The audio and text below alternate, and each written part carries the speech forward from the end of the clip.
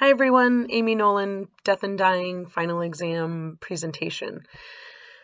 Wow, so I had a really hard time picking a topic for this presentation. As most of you know through the course work, I am a police officer and have been for a number of years, and my current specialty is death investigation and crime scene investigation. So I've had a lot of experience and exposure to death and death investigation and dying and grieving on all different levels, personally and professionally.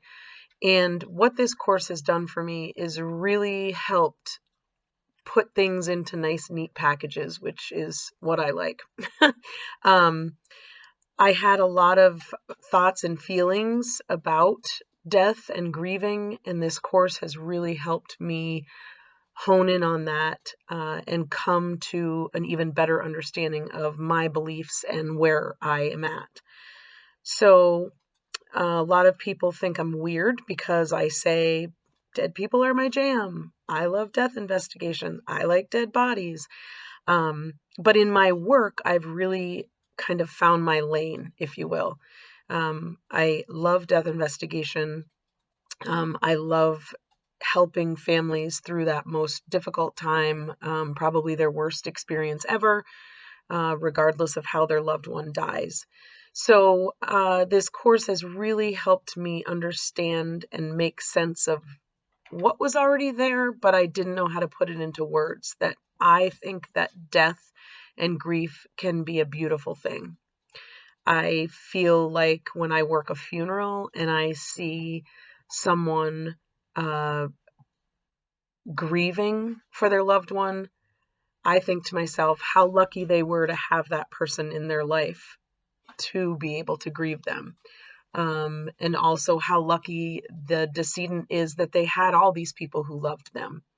So, helping people through that and seeing that it can be beautiful is a goal of mine as I wind down my law enforcement career and start up really my work in funeral directing. So, with that being said, the topic that I chose to talk about is aquamation. I am totally fascinated by this. And so I've done a little bit of research that I wanted to share with all of you about it.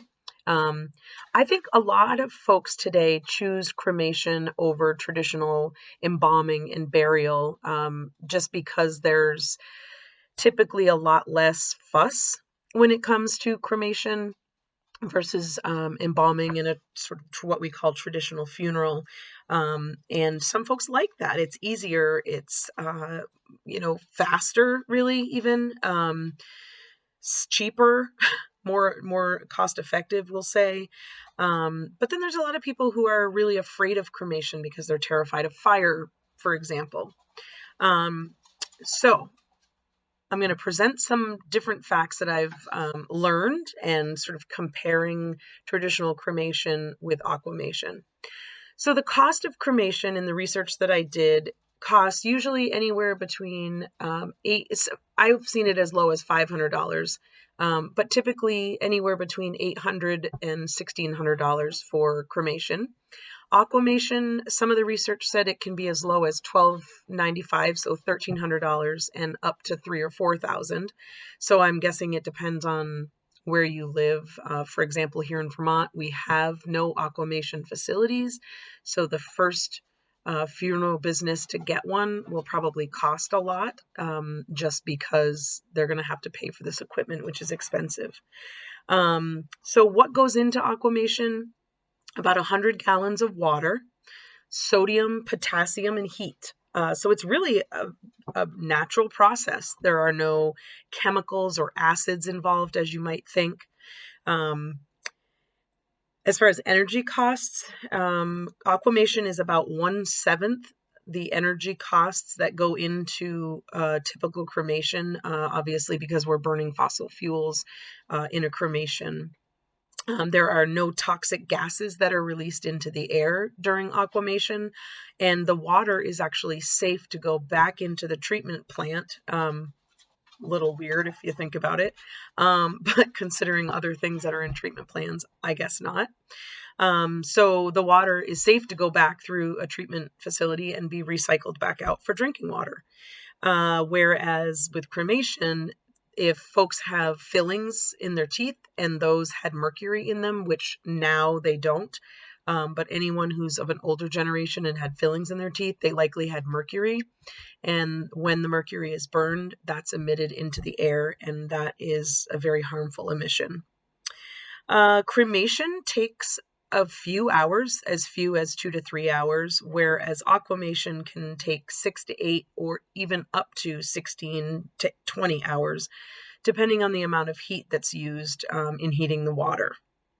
So cremation has been around as we know it since the late 1800s, and aquamation has only really been around since about 2011. So it is still fairly new, and again, not here in Vermont currently.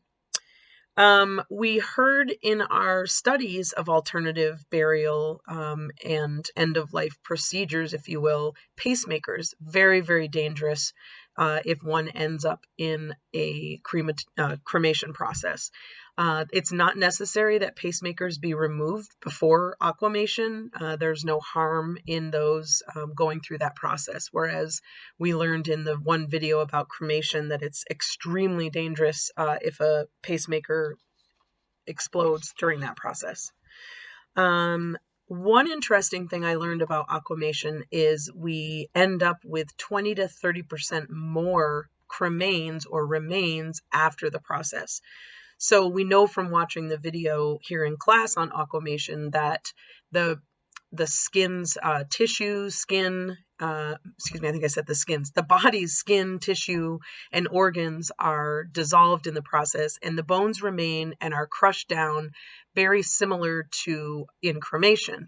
However, in aquamation, there are more remains. I'm guessing just because the bones burn more than they do in the aquamation process. So you would have more remains available afterwards. So when we talk about what goes into the process, if we talk about carbon emissions, cremation process releases 400, aquamation releases 50. I apologize, I don't know the unit of measure, if you will, but 50 and 400 of whatever we're talking about is pretty remarkable. When we look at natural gas, the amount of natural gas that it uses per cubic meter, aquamation uses 7, and that's because the water does have to be heated for the process. However, cremation uses 92 cubic meters for that process. And again, remember, aquamation takes, many times longer than typical cremation, but still only uses those 7 cubic meters to heat the water. And then kilowatts of electricity, we're looking at 9 for aquamation versus 29 kilowatts for cremation. So it really is a much greener process if you look at just those sheer numbers that are presented. So when we look at the cost and probably why there isn't a unit here in Vermont, it's because the machine itself, the alkaline hydrolysis process, machine, is $150,000 to $400,000. That's very expensive, and I know I would be laughed out of the funeral home that I'm just getting my foot in the door if I presented, let's buy a unit. But I think it would really take off, especially in a state like Vermont, where we have a lot of folks who do believe in, greener ways of life and now greener ways of death. So here in Vermont, aquamation was legalized in 2014, and our law can be found under Title 21, Vermont Statutes Annotated Section 1211. It actually lists cremation and aquamation in Section 1 of the title. So it is legal here, it's just not available here. So I hope that everybody has found this interesting. I know that this is just fascinating to me and something that I really hope before my time is up, this is available, because this is definitely how I think I would like my remains treated when I die. So, a super, super most gracious, heartfelt thank you to our professor, Marianne Boyd. You clearly just love this topic and helping others learn. And I am so grateful for everything that I've learned this semester in this course. It's really, like I said in the beginning, just solidified so many of my feelings, thoughts, and beliefs. A big thank you to all my classmates who engaged in discussions with me. We shared some personal things here in the class in discussions as well as in our essays just to the professor. But it was great to interact with everyone, and it was great getting to know so many future funeral directors that are taking this course. So best of luck to everyone, and I hope to see you soon or in another class or out in the real world. All right, take care, everyone. Bye.